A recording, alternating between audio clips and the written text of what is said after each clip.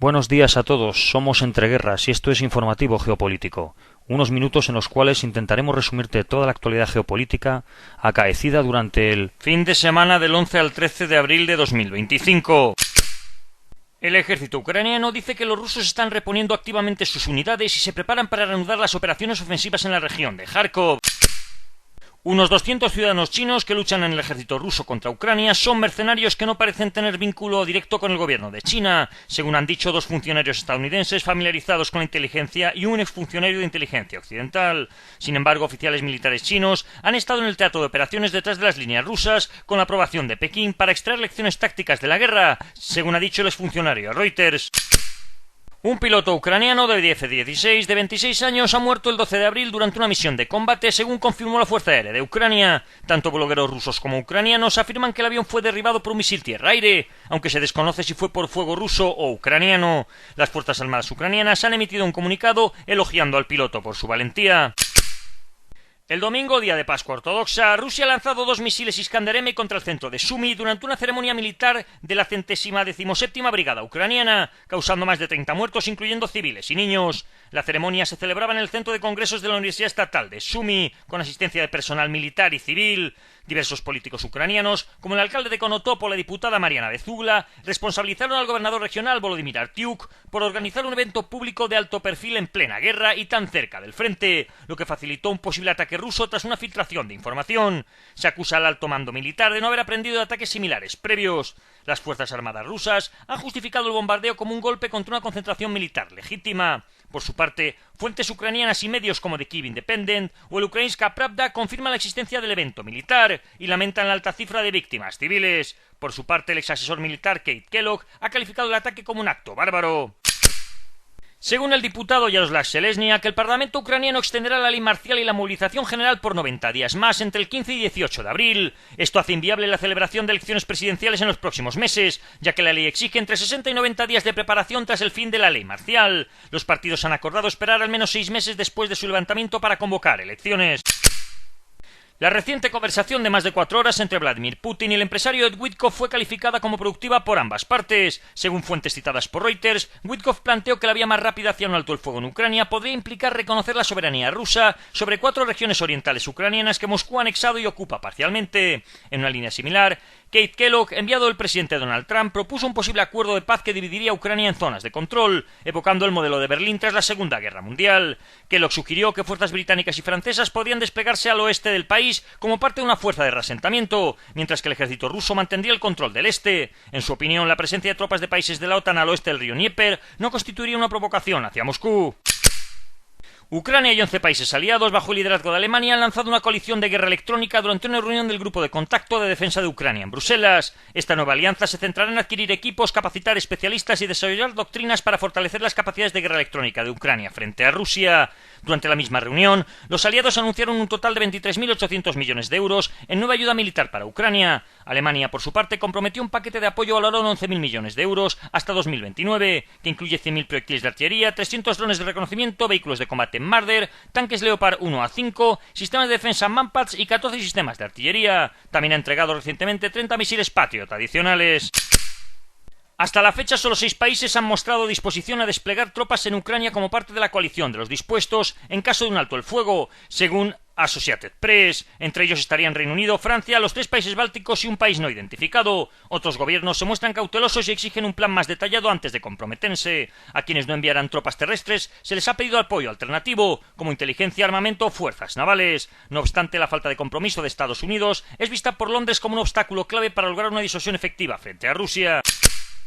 A través de un artículo de The Times, a puerta cerrada los líderes ucranianos consideraban los mandos militares británicos como los cerebros de la coalición anti-Putin por su audacia y compromiso temprano en la guerra, mientras que Estados Unidos mostraba públicamente unidad con sus aliados, tras bastidores surgían tensiones sobre la estrategia a seguir. A mediados de 2023, la contraofensiva ucraniana enfrentaba dificultades y el respaldo estratégico de figuras como el almirante Sirtony Radakin o el general Mark Milley fueron claves para mantener el impulso occidental. Durante una cumbre en Ramstein en enero de ese año se anunció un importante paquete de ayuda militar con participación destacada de Reino Unido y Estados Unidos. Paralelamente, militares británicos estaban entrenando en secreto a tropas ucranianas. En las semanas previas a la ofensiva, altos mandos británicos como Sir Jim Hockenhull colaboraron directamente con los servicios de inteligencia ucranianos para ofrecer conocer información crucial sobre las fuerzas rusas. El retraso en la llegada de equipo militar occidental generó fricciones entre Kiev y Washington, lo que llevó a Radakin a viajar personalmente a Ucrania para reducir las tensiones. Se reunió con el general Zaluzny para facilitar el entendimiento con los estadounidenses.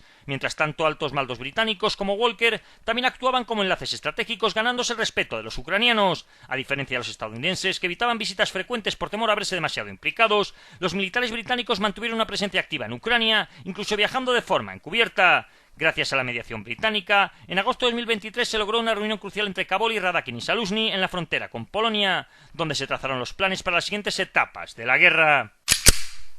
Un informe de Der Spiegel revela que varias armas alemanas suministradas a Ucrania se enfrentan a serios problemas operativos en el frente. Documentos militares internos señalan que aunque algunos sistemas destacan por su rendimiento, otros presentan fallas importantes. El obús Panzerhaubitze 2000, pese a su potencia, es considerado tan delicado que su capacidad de combate está en duda. El Leopard 1A5, muy antiguo, se usa como artillería improvisada por su débil blindaje, mientras que el Leopard 2A6, más moderno, resulta difícil de mantener en el campo de batalla. El Iris-T, aunque efectivo, se enfrenta a limitaciones por su alta coste de munición y escasa disponibilidad. Incluso el sistema estadounidense Patriot ha tenido problemas logísticos por la obsolescencia de sus vehículos de transporte. En contraste, el sistema antiaéreo Gepard ha sido el arma alemana más efectiva en la guerra.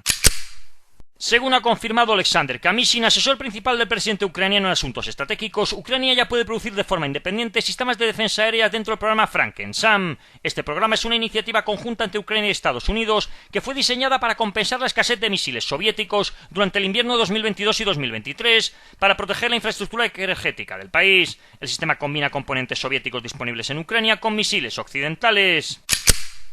El parlamentario ucraniano Yaroslav Georgishkin declaró que Ucrania considera prioritario apoyar la independencia de los pueblos del Volga Medio y del Cáucaso Norte como parte de una estrategia para debilitar a Moscú y garantizar una paz duradera. Ha señalado que una vez recuperado su territorio, Kiev necesita vecinos independientes y no un Estado hostil. Además, ha instado a informar más a los ucranianos sobre estos pueblos y a convencer a Occidente de que la desintegración de Rusia no supondrá una amenaza nuclear, sino una vía hacia la estabilidad. Mencionó específicamente la importancia estratégica del llamado Corredor de Orenburgo. Durante el fin de semana en Oriente Próximo, el ejército israelí ha ordenado varias evacuaciones de barrios del este de la ciudad de Gaza ante nuevas operaciones militares contra Hamás. El viernes en Rafah ha matado a un comandante francotirador y continúan los combates en varios distritos. También ha atacado infraestructuras en el corredor Morag y el norte de Gaza, bombardeando unos 40 objetivos, incluyendo un túnel con trampas explosivas. El sábado el ejército israelí emitió nuevas órdenes de evacuación en Yan Yunis, igual que el domingo, después de lanzamientos de cohetes por parte de Hamás. El sábado, Israel ha anunciado que ha completado la captura del corredor Morag, separando Rafah de Yan Yunis y rodeando por completo la ciudad de Rafah. La operación llevada a cabo por la 188ª Brigada Blindada y la Brigada Golani forman parte de una estrategia más amplia para establecer una zona de seguridad a lo largo de la frontera con Gaza. Las fuerzas de defensa de Israel están construyendo una carretera militar en el área y han emitido nuevas advertencias de evacuación antes de extender sus operaciones a otras zonas de Rafah. El ministro de Defensa Israel Katz ha llamado a la población palestina a rebelarse contra Hamás y liberar a los rehenes, afirmando que la zona de amortiguación israelí ahora abarca alrededor del 20% de Gaza. Katz ha asegurado que las operaciones militares se ampliarán pronto a otras partes del enclave y ha sugerido a los gazatíes que puedan trasladarse voluntariamente a otros países lo hagan, en línea con una propuesta respaldada por Estados Unidos. Israel se ha mostrado muy optimista respecto a las conversaciones mantenidas con Turquía para resolver diferencias bilaterales, según ha declarado un funcionario israelí, quien también indicó que Israel estaría abierto a que Turquía mantenga una base militar limitada en Siria. Las negociaciones que se desarrollaron en Azerbaiyán fueron calificadas como realizadas de buena fe. Por su parte, un funcionario turco señaló que la principal preocupación de Ankara es la amenaza terrorista transfronteriza desde Siria, y ha subrayado que Turquía no busca conflictos con otros países. La Fuerza Aérea israelí afirma haber llevado a cabo el domingo 2 ataques contra 2 centros de mando de Hamás, uno de ellos en el hospital Al-Ali de la ciudad de Gaza y otro en Deir al-Balá, donde supuestamente había numerosos operativos de Hamás. Hamás ha condenado a las autoridades israelíes por restringir la asistencia de los cristianos palestinos a los servicios del Domingo de Ramos en Jerusalén. En un comunicado, Hamás instó a las iglesias de todo el mundo a denunciar lo que describió como constantes violaciones por parte de Israel de la libertad religiosa y acceso a los lugares sagrados. La agencia de noticias Wafa ha informado que los cristianos de la Cisjordania ocupada se enfrentaban a importantes limitaciones de movimiento, atribuidas al control israelí sobre viajes y acceso de los palestinos.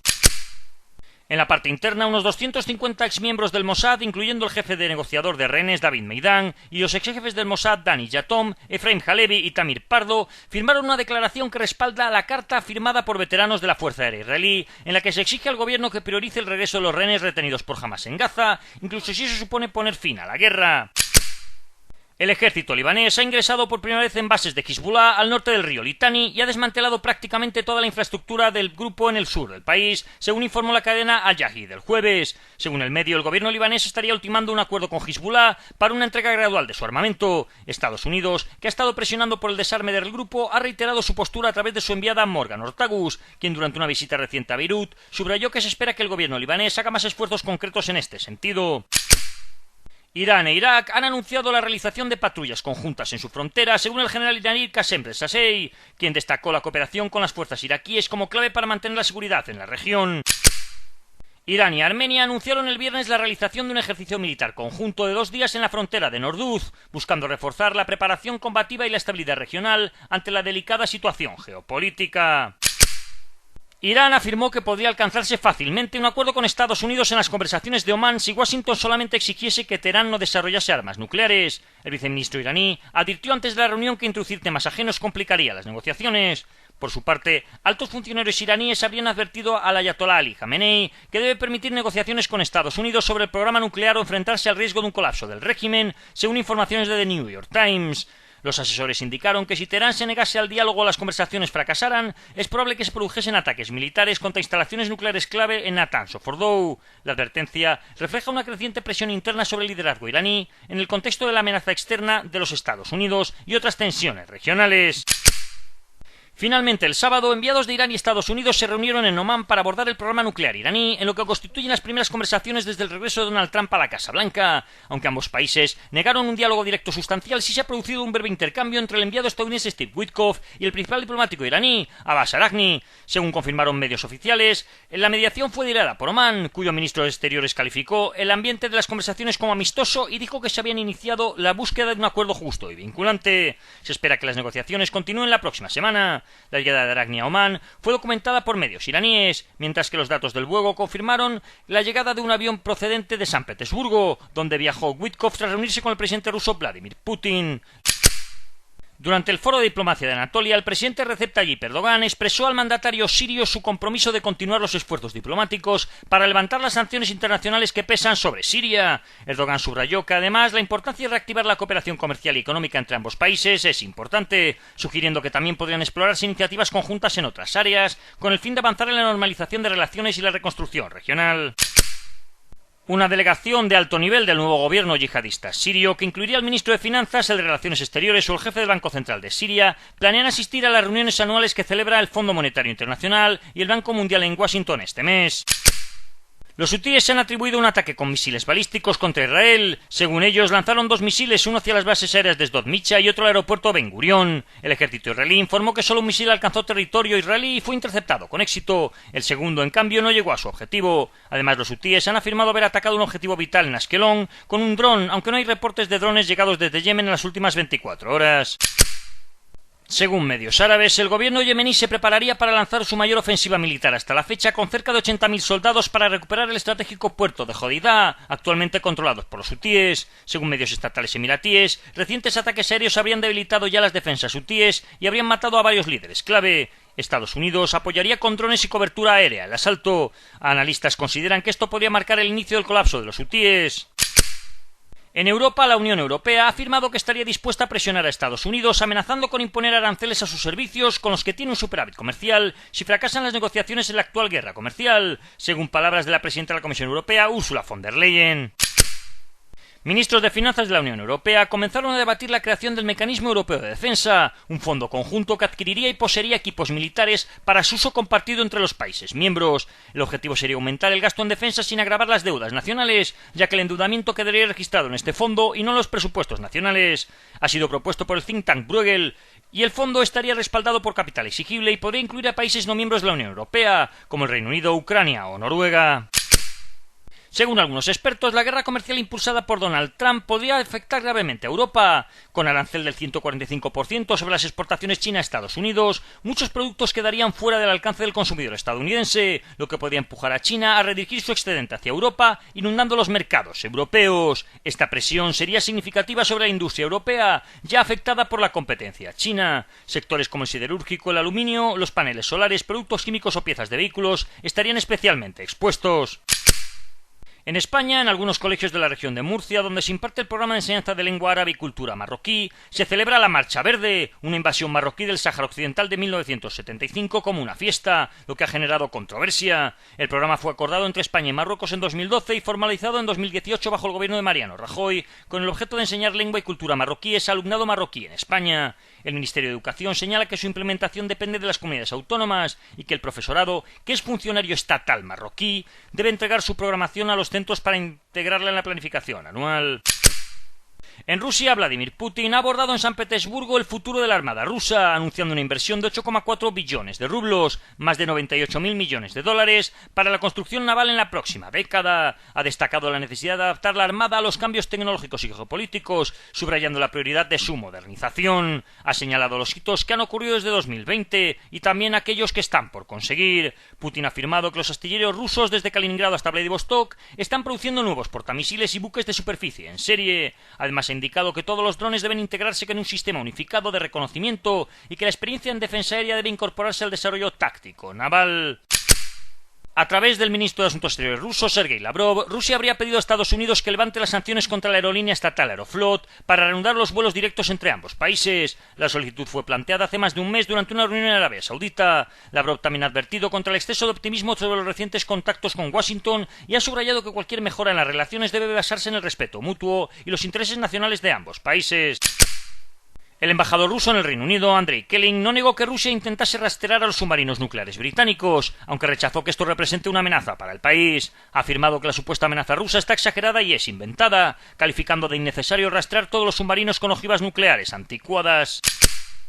En Estados Unidos, el presidente Donald Trump ha autorizado al ejército estadounidense a asumir la jurisdicción sobre tierras federales a lo largo de la frontera sur mediante un memorando emitido el viernes por la noche. El documento, dirigido a los secretarios de Defensa, Interior, Agricultura y Seguridad Nacional, ordena la transferencia de jurisdicción sobre ciertas tierras federales para convertirlas en áreas de defensa nacional, permitiendo operaciones militares bajo control del Departamento de Defensa. Trump argumenta que la frontera sur se enfrenta a múltiples amenazas y que la situación actual requiere una participación militar más directa en su seguridad, superando la implicación limitada del pasado. Trump firmó una orden ejecutiva el sábado que extiende por un año el paquete de sanciones contra Rusia introducido por su predecesor, Joe Biden.